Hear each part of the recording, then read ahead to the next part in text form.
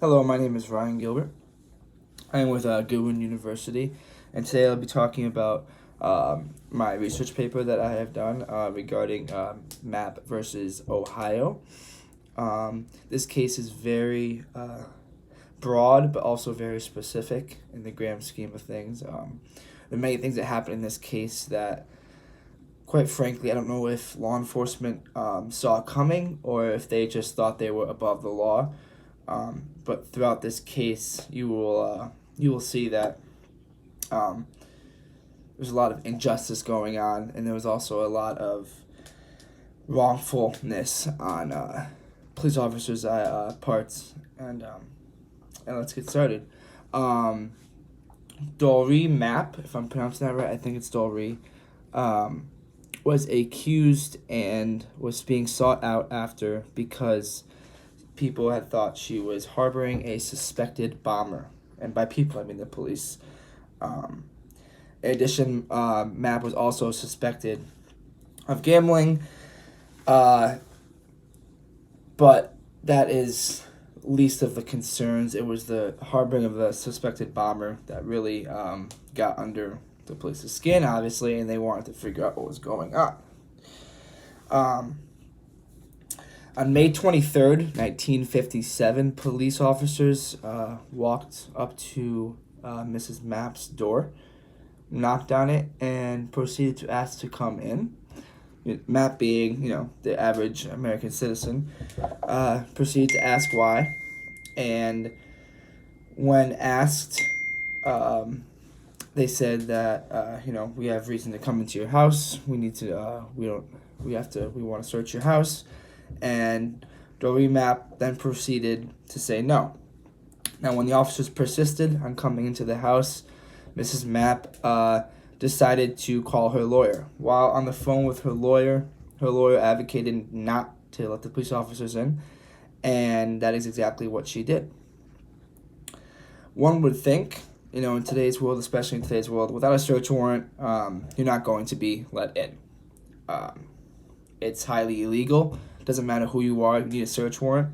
Presumably, if there was someone being, attacked or, God forbid, murdered or something's going on inside of a household, police then have the right to go in, obviously. But if there is a search to be warranted, there needs to be a search warrant. Going back to the story, it's about 3 hours past the first knock on the door.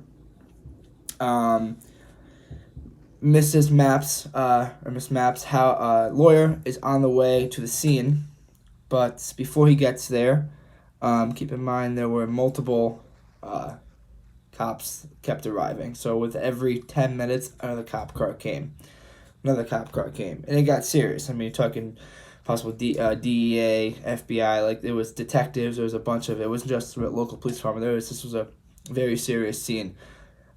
I presume that it got more serious as it went on because of the suspected bomber, and that's why that they stayed there. About 3 hours after the incident, there was a significant amount of law enforcement outside, and the police officers decide to force their way into Mrs. Mapp's house. Now, this is where pretty much everything, went to hit the fan, because as soon as they walked through that door, anything and everything that they found in the house was not going to be used anywhere because of the exclusionary rule. Now, that's what you would think, because the state of Ohio, you would think that they wouldn't allow the evidence that's found inside the house to be used against Mrs. Mapp in the court. But before I go to the court, there was really nothing found besides some pornographic images. There was no bomber, and the gambling was an afterthought. But more or less, it was the pornographic images that they ended up charging her with. She ended up going to court and was facing up to 1 to 7 years. The state of Ohio said to her, listen, the exclusionary rule was thrown out the window. You're getting charged, you're doing this, and you're going to be sentenced up to 1 to 7 years. Mrs. Mapp and her lawyer did not like that, quite frankly, because, granted, if someone's guilty, that's one thing. But if someone's found guilty illegally, that's another. I mean, it's kind of a gray area, but it's it's part of the laws here in America. It's no matter what, you have to have search warrants, and everything you found in there cannot be used against in a court.